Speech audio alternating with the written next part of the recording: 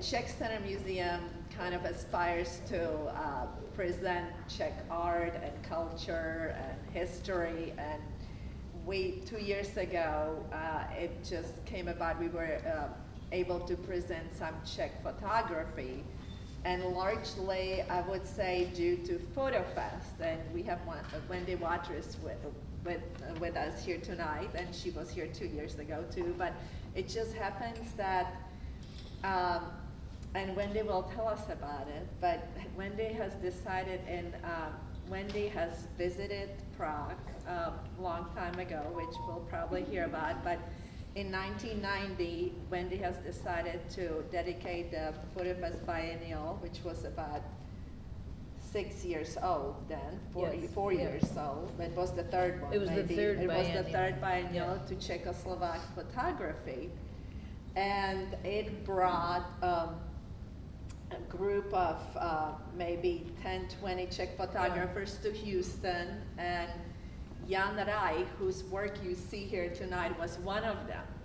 And there is just, thanks to FotoFest and probably the 1990 biennial, there just has been a great history of Czech photographers coming to the biennials. And there have been several shows in between the biennials that FotoFest put on portraying Czech photography.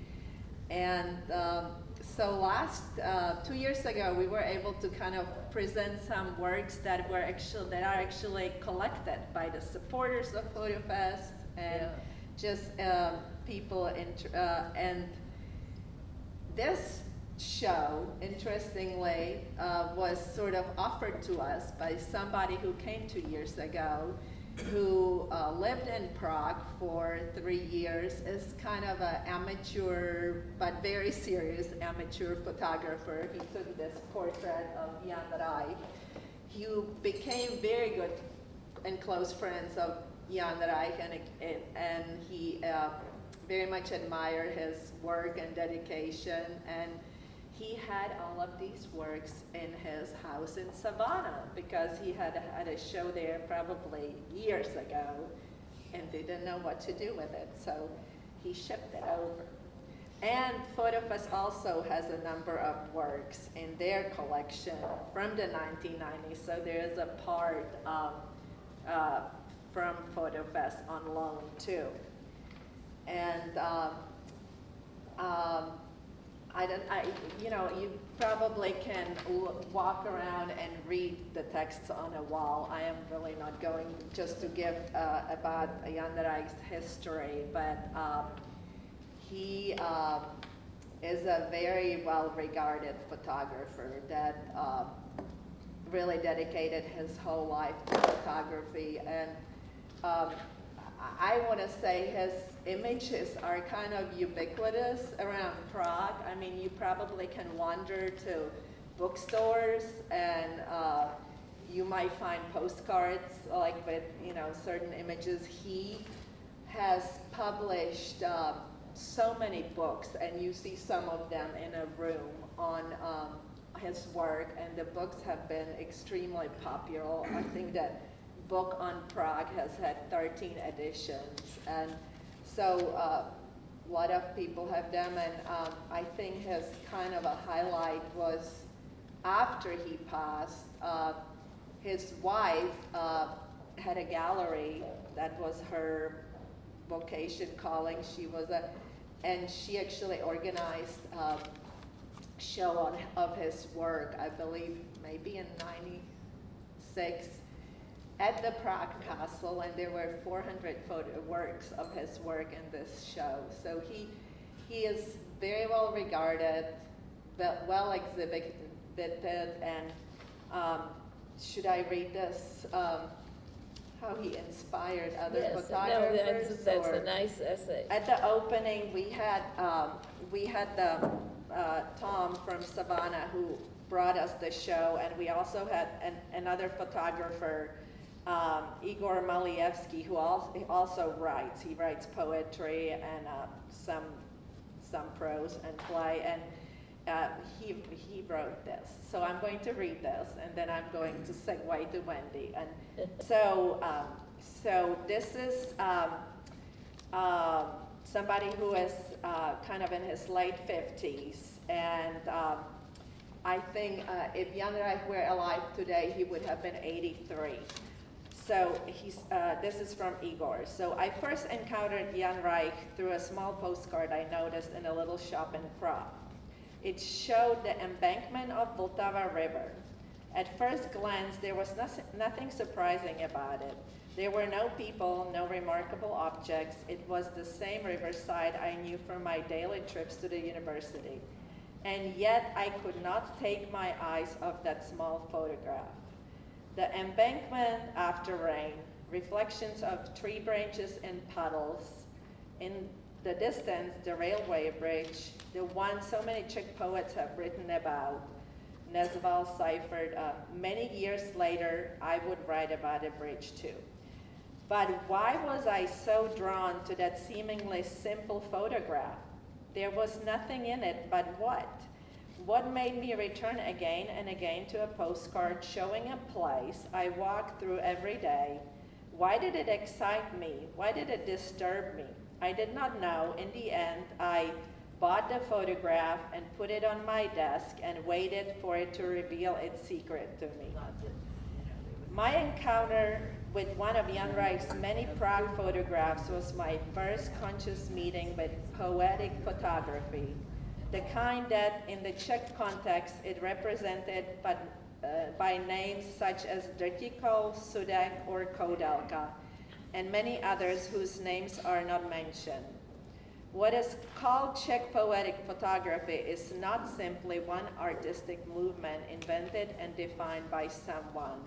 It is an environment in which we, who come from a small country in the Middle Europe, naturally live. It is something we are born into and something we die within. A certain nostalgia feels natural to us. Perhaps it is the weather, perhaps it is the lesson of history, where the truth and love win only sometimes. And so we develop a language through which we understand each other and share our sorrows and our hopes. A language that is common to us and can express what we otherwise cannot say. A language that is not only ours, but also connects us with people in the other parts of the world who feel in a similar way. That language is called poetry, and we pass it from one generation to the next.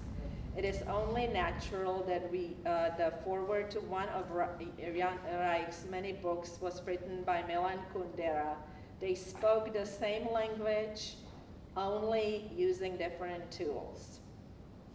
So after several weeks of looking every morning at my great treasure, the small postcard from the Prague embankment, I finally discovered its secret. Photographs can write poems. And the very next day, I tried it myself for the very first time. I never met Jan Reich, but we are connected by a bridge. Beneath it, the dreamy fishermen stand in the rain, and in the spring, the first shy kisses float in the air. A bridge that connects generation and distant places through the shared yet unique landscape of poetry.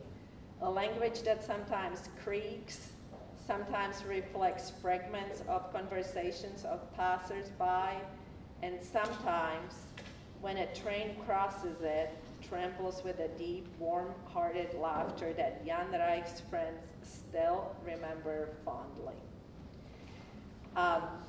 So that was by Igor.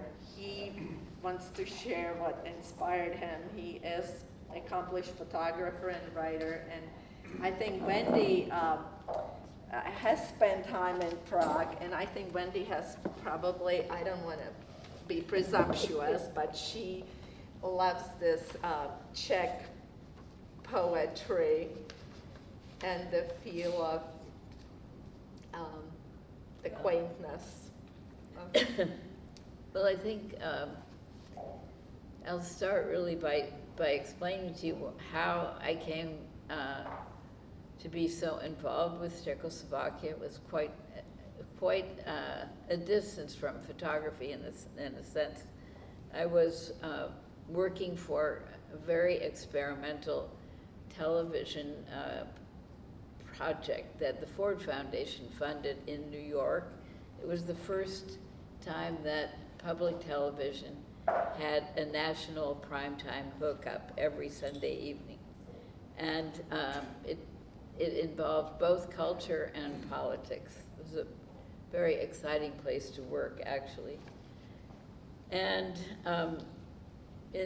probably it was sort of around this time in 1968, when two things happened in my life. A television program that we ran, that I co-produced on marijuana, calling for basically the decriminalization of marijuana. It went far into the history. And that resulted in my being being watched, so to speak, by both the FBI and the House Commerce Committee for over a year, and many, many kind of interviews we had. So the television organization that I was working with, Public Broadcast Laboratory, which is the predecessor to PBS, thought it would be a good idea if I got out of the country for a while. And I agreed. And one of the things I wanted to do was look at the evolution of socialism in 3 Central Eastern European countries, both where the, Mike, I think there's a chair there. And that socialism had evolved in very, very different ways in Czechoslovakia, Hungary, and Romania. And because I thought that this country was so involved in sort of half-truths and stereotypes about communism, that this could make a very good television program, and we would do it in conjunction with BBC. So it was very interesting what was happening in Czechoslovakia. It was an internal reform within the Communist Party, and with Alexander Dubček, along with many intellectuals in Prague, were trying to give communism a, quote, human face, which became a very popular saying. So I started my research there in Prague. And I had, an extraordinary time because of the intellectual excitement that was occurring within the country as a whole, and bringing together intellectuals, writers, artists, theater people, to talk about what the state means and what it needs to do for its citizens, and what citizens need to do for the state. And there were conversations going on in industries, businesses, citizens groups, etc. Except that by July, it was clear that the Soviet Union was not going to stand for this very much. It was they considered it an existential danger to Soviet communism, which of course was in control of most of the East Central European countries, starting with the end of World War II. So it became sort of a guessing game between journalists in Prague, of which there were a number at that point in time. It was called the Prague Spring 1968. Whether there was going to be an invasion by the Warsaw Pact, which was the sort of equivalent of NATO in those countries at that time.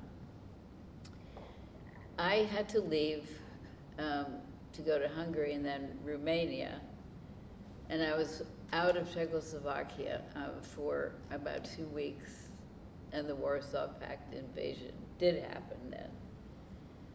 And it was it wasn't necessarily that it was more brutal than other ones, but it caught the whole world that was looking at political reform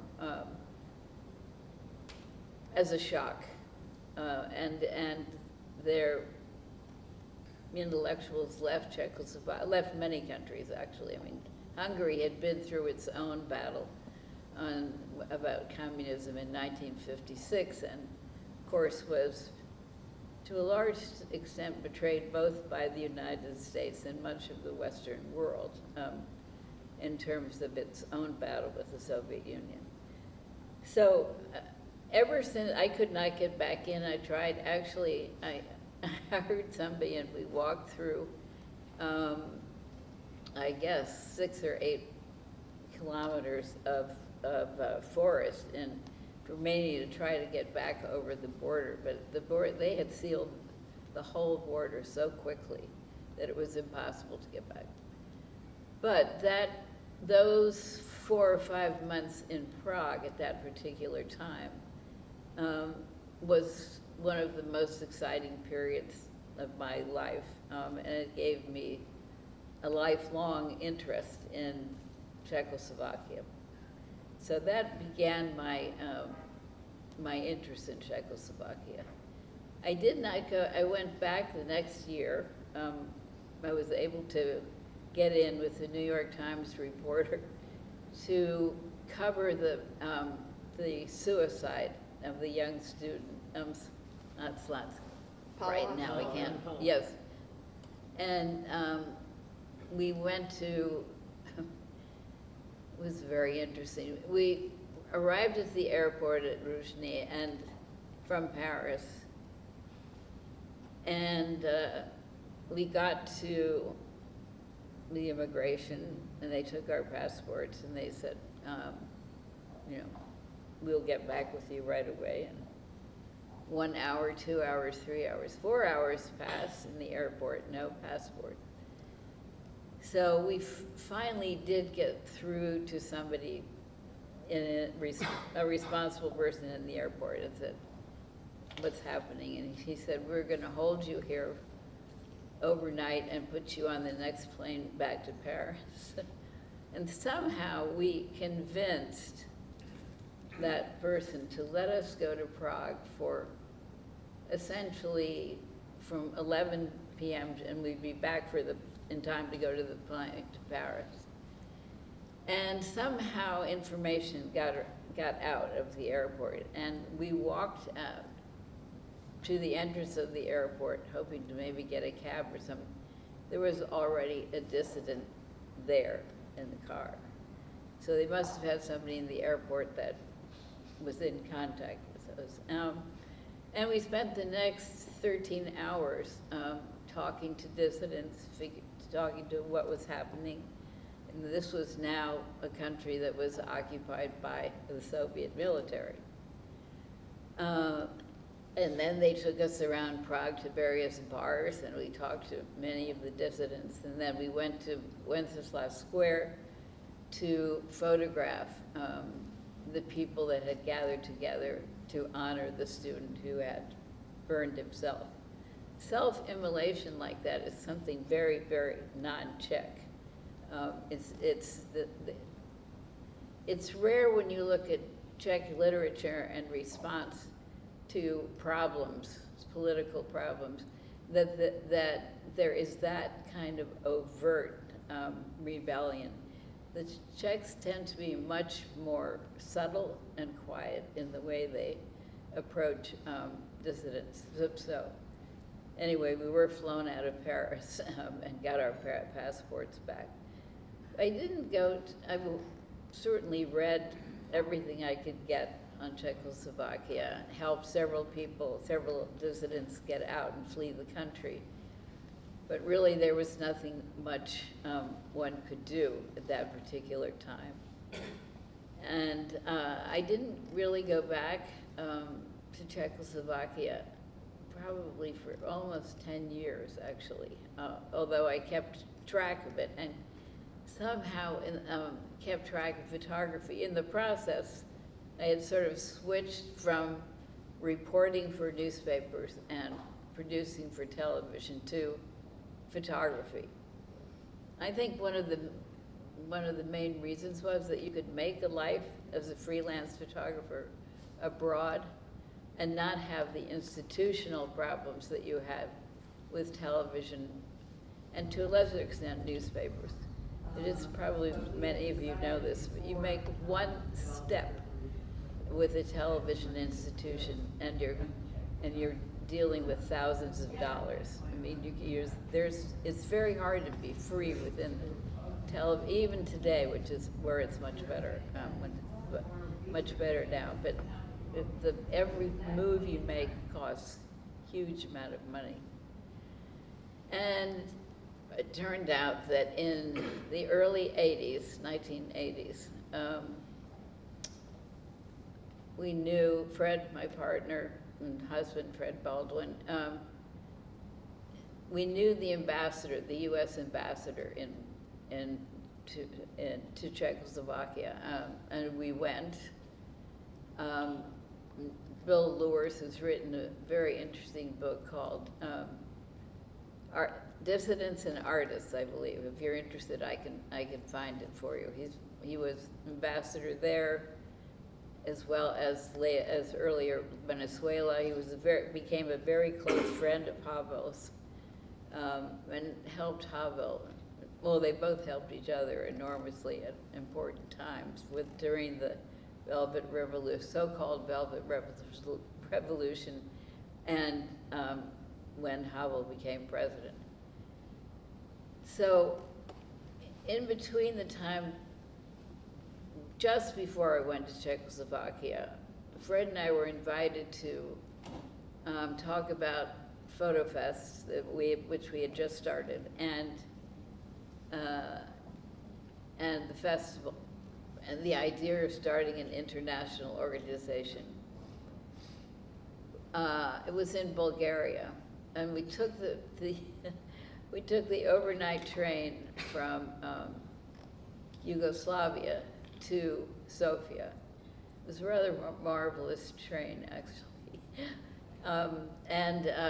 There was no food, but there was good coffee on the train. And it turned out that 2 cabinets down, there were 2 Czech photographers, Pavel Stecha and Pavel Banka. And when we met when we got off the train in Sofia. And they were having an exhibition of photography that had sort of come to light after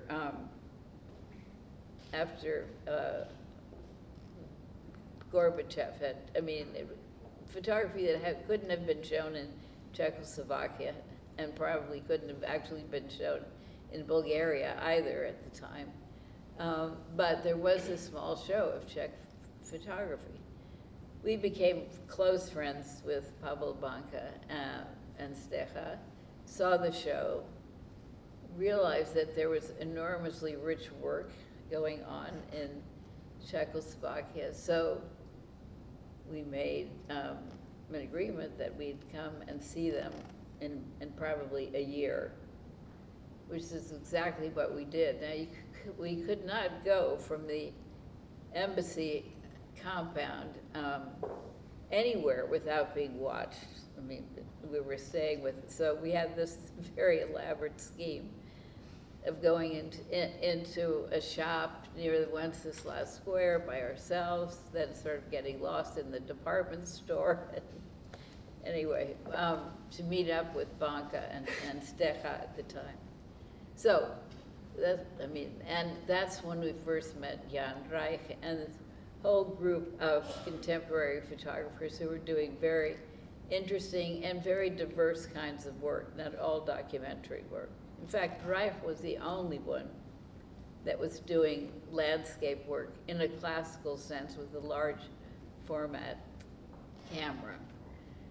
So let me go. So that's how our whole history, I hope it didn't take too long, started with Czechoslovakia, and it became deeper and deeper over the next really 20 years. So Wendy, how did you decide to dedicate the 1990 FotoFest to? Was it a no-brainer? Because we had been in Prague, had contacts, and looked at quite a lot of work very secretly, and thought that, you know, there was an extraordinary amount of work, of good work, and work that wasn't getting out to the United States or Europe, as a matter of fact, at that time. And knowing the ambassador, we could figure out how to do the connection, ship the work, get the work, and so forth, and so on. So that's what we did, and we were also invited back for the inauguration of Havel, which I photographed extensively and actually did some articles about. But we had decided before the Velvet Revolution took place that we were going to show young Czech photographers. And young at that point, I'm talking about people that they were actually all men. I'm sure if I had done some more research, I could have found a woman. But at that point in time, it's all men. But they were the most prominent, and they knew each other. There wasn't any such thing as a sort of civic association of photographers. You couldn't really do that. You were living in two worlds: the world that was under your bed or under the table, and wasn't seen publicly, showed only to your friends in some cases. There were 2 or 3 photographers. Jan Reich was a good friend of Jan Reich. He would show the work at a very small town in northern Bohemia, in Slovenets, and invite their friends. So they would share their work in very sort of out-of-the-way places to each other. And I thought, not only because of my interest in the development of communism and what was happening to it, and I have the same interest in terms of what's happening in this country. I came from a diplomatic family, so did Fred, and so we grew up sort of in the midst of discussions of what was happening in politics and so forth. So that was why we did 1990. But you sowed the seeds prior to the Velvet Revolution. Yes. You have developed all these relationships. Yes, definitely. I mean, but did you start working on this show before the Velvet Revolution or after? Yes, no, before. Before. Our first day with Ambassador and Wendy Watriss was in the early 80s, before, yeah.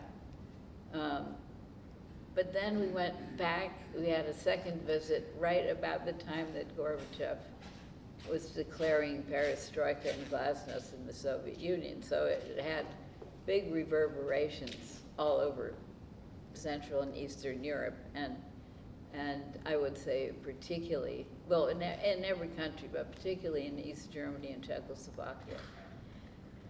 So it became easier to meet with the photographers. So we made about 5 trips. And on several of the trips, I would go out to different cities and countrysides with the photographers. Luckily, I didn't speak German, which would have been very helpful, and of course no Czech, but I spoke French, and a number of the photographers spoke French, a number spoke English, and so somehow we figured it all out. And they introduced me essentially to a circle of their friends. But I think also that circle of friends were probably the most prominent photographers at that time. Was it mainly Czech photographers or Czech and Slovak? Czech and Slovak. So was it nice? Yes. Was there a difference in terms of what they were? There was a very important period of time in the famous TV photography school, FAMU, when a lot of Slovak photographers were let into the school. And Husak, of course, who was the communist leader, was from Slovakia. him. And a very interesting generation of people from Slovakia were entered into the school. Miro Solik is one. Peter Zupnik is another. There were about 4 or 5 that. And yes, I mean, we met them. We went to Slovakia, went to Brno, we went all over the country actually, looking at work. And so we figured out a way that we would send photo paper to them, and they would do the printing in Czechoslovakia. They did a catalog, which I forgot to bring here, called Reality and Imagining. So, I can't remember exactly like that. 19 Czech photographers, Czechoslovak photographers. So on to Reich, but please interrupt with any questions. Well, I was going to, Yeah. you have obviously met Reich personally. Oh, yes, And so definitely. when did you meet him? On the first visit, because he was a very close friend of Pavel Stecha, who probably you've seen his work but won't remember his name. He was an important documentary photographer at that time and a close friend of Reich's. The 19 Czech photographers were almost 2 different generations.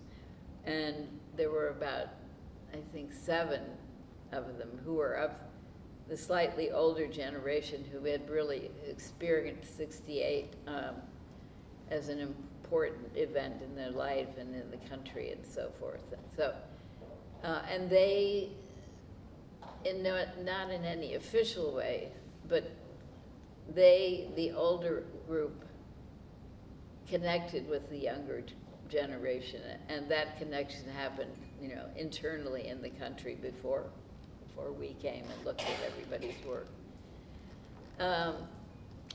Reich was very respected by his peers, both the younger people and older people. He was a man considered to be a man of great integrity, very serious about the profession, and also with a particular kind of strong, he wasn't an emotional person actually, but his connection to Bohemia, the history of Prague, was something that was deeply, deeply Czech. And Bohemia, as probably many of you know, is a very unusual place itself. It's like, when you go to Bohemia, it's like going to see some beautiful jewels. It's not that it's pretty, it's just that it's a place of great harmony in terms of the landscape and the architecture, the sense of history, the sense of place, and it also was a part of Czechoslovakia that in, I think, the 15th, 16th century, it was the great cultural movements came out of Bohemia. And I can't remember the names of the kings at this point. I mean, this part, Bohemia and Moravia in particular, were conquered and settled and resettled, and probably 6 or 7 times by Austrians, later Germans, and actually mostly Austrians, and some of the great courts that protected painting or sponsored painting and so forth. So it's a very, very special place that didn't, it wasn't subjected to the kind of industrialization that capitalists and the communists basically pushed and created in Czechoslovakia. As you may know, at the outbreak of World War II, Czechoslovakia was one of the richest, most industrialized states in Europe. It had very good arms factories, of course, Škoda, and a number of civilian retail places like Bata shoes and so forth. And it had, it was a country that, partly because of the importance of Jan Masaryk's father, I can't remember, World War II. When Czechoslovakia was created. He was the first president. Yes, and he was a quite remarkable man of very, not particularly a socialist, but probably what we could think of now as a sort of democratic socialism in Western Europe, in that sense. He was a humanist, he was very well educated, and a real statesman. And Czechoslovakia recognized labor unions in the 30s and a number of other kinds of social programs. It was very important for the country, essentially. So, I don't know why I got off on this tangent, as a matter of fact. Reich really had, he was very because of people that had lived through, the new country, which came about after World War I, and was developing, and there was a sense of a country growing and a sense of excitement as a citizen in that. And then World War II, and then right after World War II, 1948, the communists took over, and everything changed.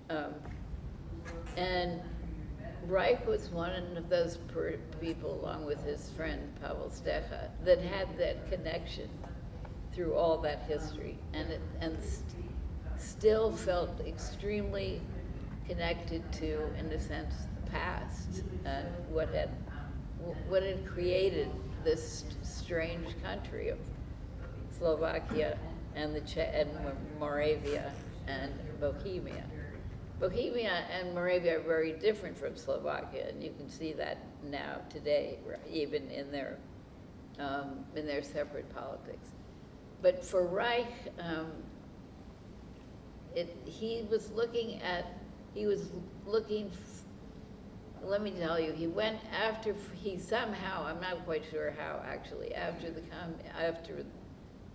the Warsaw Pact invasion, he got out of the country. I talked to his wife about it, and he wasn't married back then, but in '68, it was very easy to leave, actually. And talking about family. 68 definitely was easy after to leave. the invasion, even it was easy to leave. It was maybe hard to for come the back. first year. For a foreigner, it would be very hard to come in. But for the first year, and he left in 1969, it was easy to leave. But if you would come back, you came back. And he did, and we were talking about FAMU, which is such a famous art school in Prague that number of these photographers went It's to. one of the first photography But schools. apparently it was decimated in the 68. world, actually. They all left. Yes. The whole. Yes. But he did leave with some friends, colleagues. Yeah. And he lived in Paris. And he lived in Paris. Almost and there is 2 years. Nice little book about all of his works from Paris. Okay. But he just. But he did get back in again. He didn't speak French. He had a Czech girlfriend. Yeah. And somehow he just decided to come back. And so he created this life for himself in the Czechoslovakia. Well, first, while he was in Paris, there are, I think, 1 or 2 of the works here. It was, he photographed very similarly to the way the French documentary photographers did after World War II, people like Edward Buba and so forth. And then when he came back to Prague, he did a series of quite good images of Prague itself, the outskirts of Prague, the sort of forgotten places. It would have been like the embankment on the Vltava that Igor talks about. Places that looked like there was nothing there, that, it was mundane and interesting, and not interesting. And then he had enough of Prague, enough of the city, and went to the country. And in Bohemia, which was never industrialized to any any extent. I don't know. It's been a while. It's been about 10 years since I've been back in the Czech Republic. But you had very small farms, but no huge big farm, agricultural farm. And so you had farmers and families that had stayed for generations in different places. And there were shrines and religious figures, and not only religious, there were some very funny kinds of figures that were just left in the countryside. And so Reich bought this was before he married Jana. He bought a house in Bohemia and really spent much the rest of his life photographing what was timeless and intimate and very much a part of a particular type of history of the Czech Republic. And Wendy, I have a question. Yeah. Why he started photographing on a 35mm film, like Yeah, and then he in went to- Paris yeah. and in that circus series. Right. But so why do you think, what drew him into this large negative and those large Yes. cameras? Tell us about kind of that process, Right. and why do you think he wanted to do work with that? What I know of his personality, I don't know actually why. And it could be that it was difficult to get 35mm film at that particular time. I mean, stores were not stores. They were empty shelves and with almost any product. I mean, it was difficult to get food regularly and so forth and so on. So there was East German 35mm film, which was actually quite good. I don't know, but going to the large, he went to, I think it was 13 by 18 and then 24 by 30, I think. And that very much fits what he was looking for. If any of you are photographers here, the use of those large cameras, he was working with the Linhof, which was, somehow he got that. That was the German made, it was a beautiful wooden camera. And it was about this big. And you had to use a tripod. And the negative sizes were like this. And if you had what was called a sandwiched holder, you could get 2 negatives in there. But to get the picture, the whole process of photographing with these kinds of cameras was so much slower and more deliberate. And you had to live with an image probably for 5 or 10 minutes before you finally took it. And you could only take a few ones. With 35mm, you could, even before the digitalization of everything, you could go very fast through one roll of film and then put another roll of film in the camera. You can't shoot like that with these large images. So I think it meant it became a contemplative process when you were using that. And I think that's what his relationship, looking at, which I have done, vast numbers of the Bohemian landscape images. It is, as some critic has said, his pictures are filled with stillness. And that's what he was looking for. It was a place of his life and of his own history and his country's history that really hadn't been touched very, very much, that remained very much the same and had this kind of eternal feeling. Yes, the statuary and the shrines that broken off and things like that, but much of what its history had been built on was still there and visible. And by using the large format cameras, I think he gave it a sense of stillness and importance that you wouldn't have had with a 35 millimeter. So what Igor is sort of writing here, that little Yes, thing it's I very read, much- is interesting because in a way it's a document of something, but yet there's so much poetry in it, Yes. or so much soulfulness in his images. Right, yes. And I think it's particularly true if you look at, say, 10 or 20 of his images. I mean, because they build on each other, and there's this kind of sense of aesthetic solidity to it that make them almost timeless and gives him what I think is his well-deserved importance. And there are very few photographers that I know in the world, and I've seen hundreds and hundreds, that have done exactly the kind of thing that he has done. That, in a sense, it is stopping time, and it's making us look at that and wonder about it and ask questions about it. Do you think that the mechanics of the large format process is one of the reasons that there's so few people?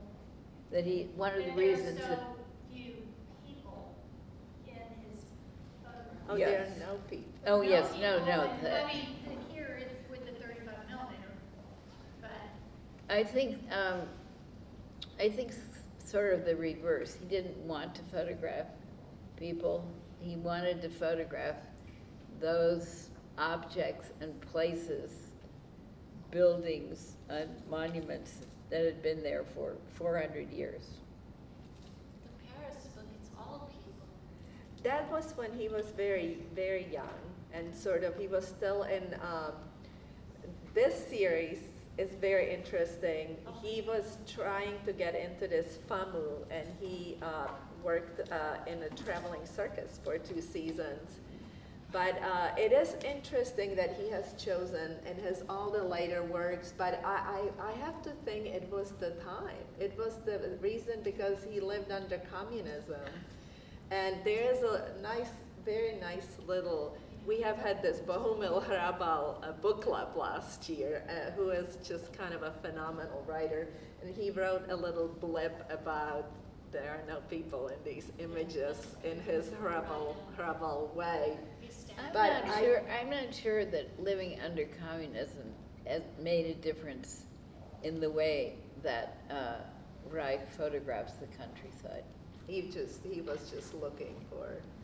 I think he was looking for something deeper documenting, and, yeah.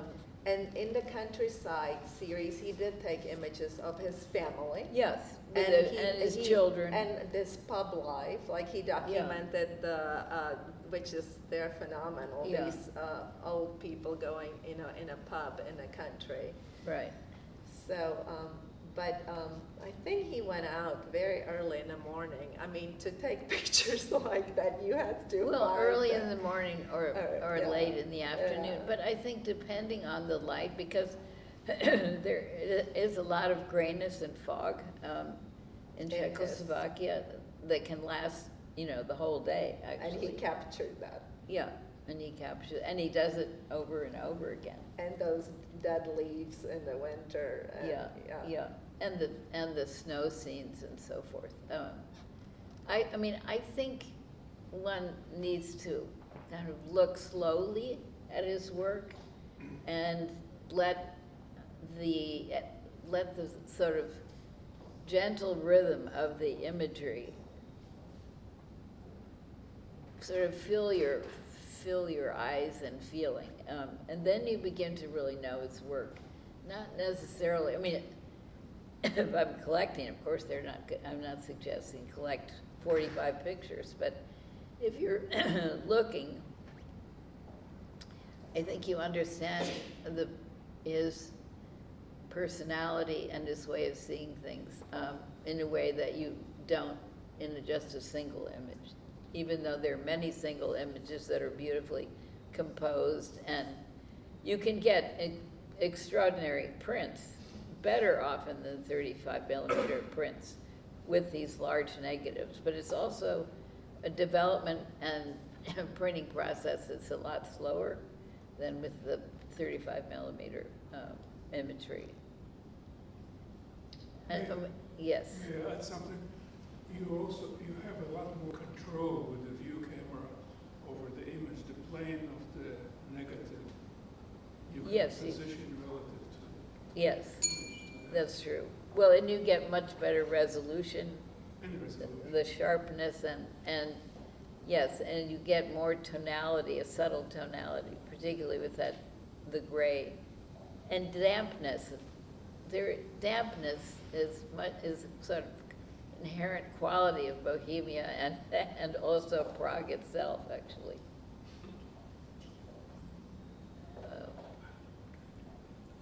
Yes, Howard. So, do you think that he was influenced much by Sudak? By whom? Joseph Sudak?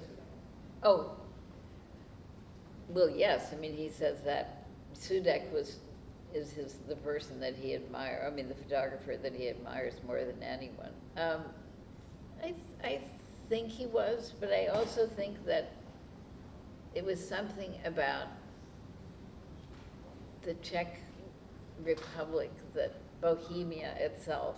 I'm trying not to sort of get too romantic about it, but it is very, let me just give you an example about the difference between the Czechs and surrounding cultures. If you look at the Gothic period in painting from Germany, and the Gothic painting at the same period from Czechoslovakia, there is a kind of gentleness and softness in the way that the Czechs represent the culture of that period of time. That's completely different from the way the Germans, Dürer or represent the kind of religion and the thinking of the time. There is a kind of there's a very particular gentleness about a lot of Czech culture. I mean, Schweik is the perfect example. Instead of Poland, which rushes out to battle necessarily, the Czechs will think about it, and and look at the various ways of approaching it, because it's, as every writer has said, it's a small landlocked country that's been conquered and reconquered many times, and so how do you survive that? So does that culture comes through to you through all of the relationships with the Czech photographers you have had? Yeah, definitely. I think, though, I've been very affected by what happened, what I saw in '68. This varies slightly from photography, but so I was in '68. I didn't see the actual invasion, but I saw the results of it and so forth, and how it tore apart the country. And at a point in time, I mean, it was a very exciting moment in time of '68. I mean, I look at that now in terms of the context we're living in today, and there was just this very deep and pretty widespread conversation about how you live as a citizen and what kind of a state you want and so forth. It was quite remarkable. And then I was there in '89 when Havel was inaugurated, and he went out to Wenceslas Square, and it was like the whole country had erupted in joy. Yeah, of course the joy disappeared about a month later, but there was this sense of hope and joyfulness and vibrancy that I've never quite seen in the same way in most other countries, including our own.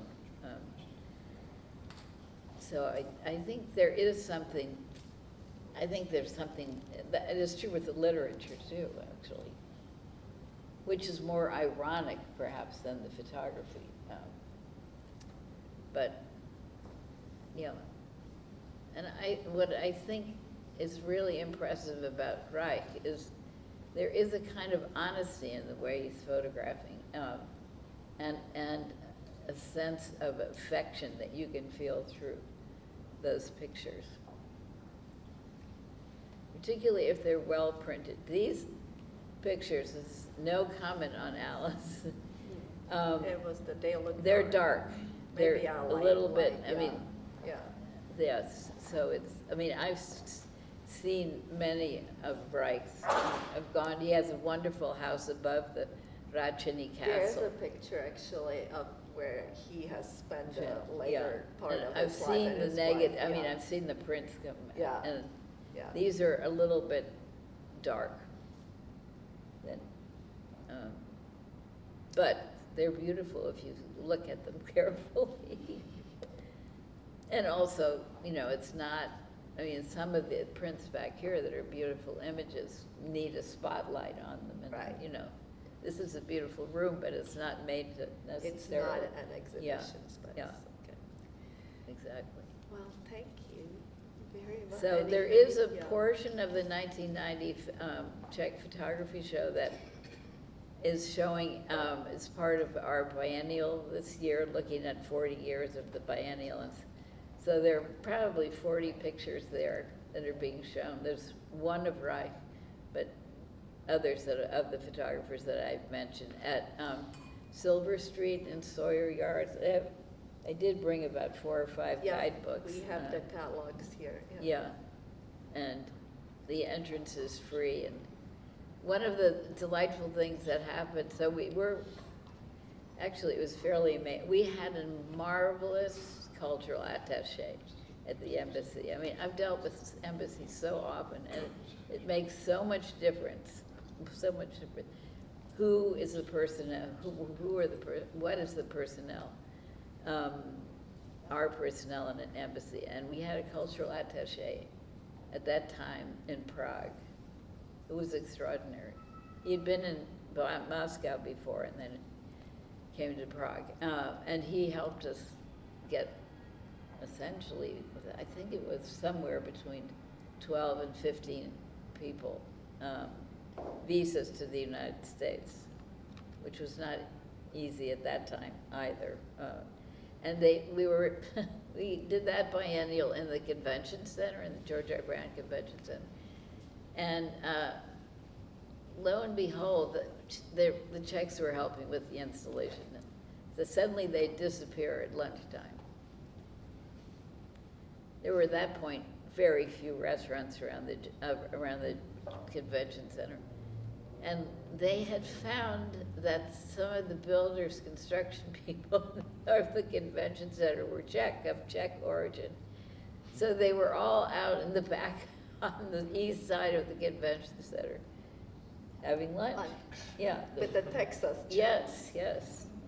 And I think Clarice they wanted to go out and see all the Czech settlements in this area, so they were taken out several times, and Clarice took them to her ranch, and there was one story that made itself around that the Czechs, they must have been rented a car. Anyway, they were stopped at a gas station to get gasoline, and they were trying to speak English, and the guy kind of filling up their tank said, "I don't speak English, I only speak Czech." So there is actually quite a colony of Czechs. I'm not sure it's near Washington County, because I know Okay, that a lot of somebody Germans here went will there. tell you all But- about it, yes. the history. But Czech was the third most spoken language Yeah. in Texas. In Yeah. what year? In like Oh, probably, 1870s? no, it started earlier. 1970s. Late, my God, Wow. yes, But it was the Texas Czech probably. yes. It evolved. But, And Clarice brought 2 photographs, right there on the table, that were taken in 1990 of some of the Czech photographers that were here. So we were trying to identify, but Jan Reich We is in did- that photograph. yes, he was in that He is photograph. there, yeah, you can definitely make With his him out. handlebar With the mustache. mustache. Yeah. But he was very respected by other photographers. He wasn't very voluble, he didn't talk a lot, except if he were with one or two people. And there was a very tall photographer who did a very famous series on life on a collective farm. Jan Reich, and the three, Pavel and Jan and Jan were close friends. And Jan Reich had this house in a tiny, tiny village in northern Bohemia. And he would have these exhibitions on the lawn in front of the house. And he did one of Reich's one time. They were during periods of any extreme difficulties, you have people that become very close and help each other. But that older generation that had lived through the coming of communism, the end of World War II, and then changes, the Warsaw Pact invasion, etc. They really supported each other.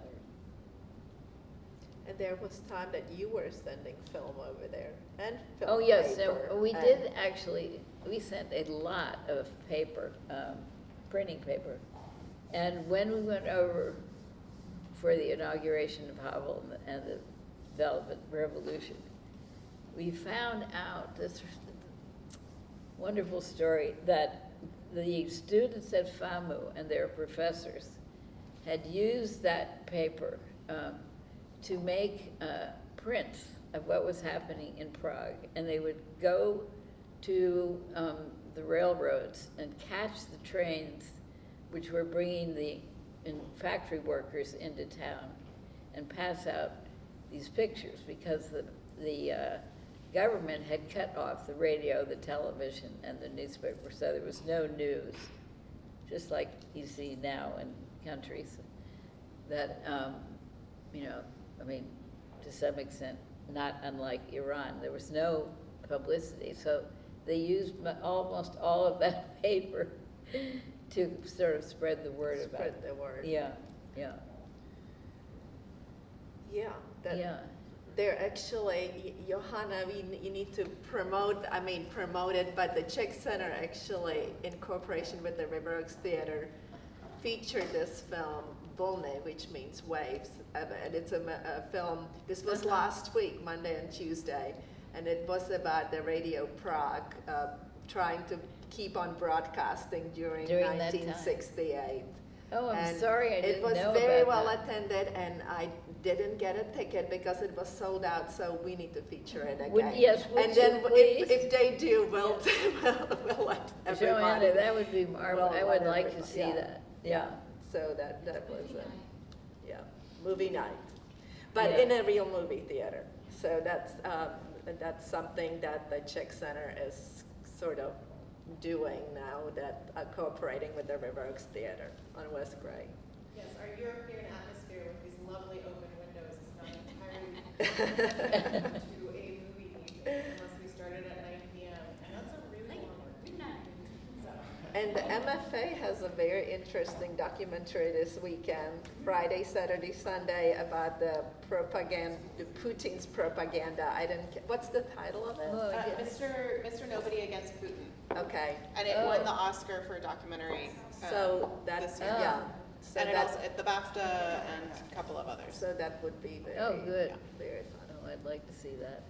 Any other questions? I know, any. So in short, there's Czech life all around you. So embrace it, it's great. Wendy, thank you. Well, Thank I you. hope It you is enjoy. always a pleasure.